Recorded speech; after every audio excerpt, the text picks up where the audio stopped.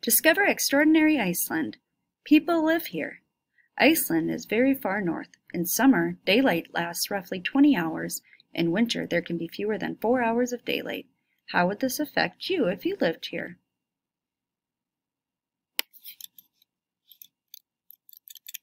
Reykjanes Peninsula. This area is home to what local people refer to as lava fields. These form after a volcanic eruption when a lava flow cools and hardens. There are also mud pools here. Askja caldera.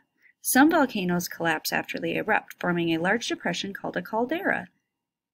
Askja caldera is very rocky and is covered in black volcanic sand. A large lake and hot springs form part of the landscape. Not much grows here, making it hard for humans and animals to live here. The perfect landscape.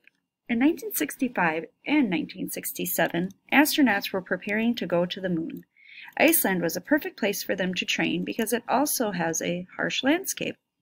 It's a young volcanic country. The rocks are not exceptionally old compared to other places on Earth. The astronauts visit the Askja caldera in the Reykjanes Peninsula to learn more about what it might be like on the moon. Discussion questions.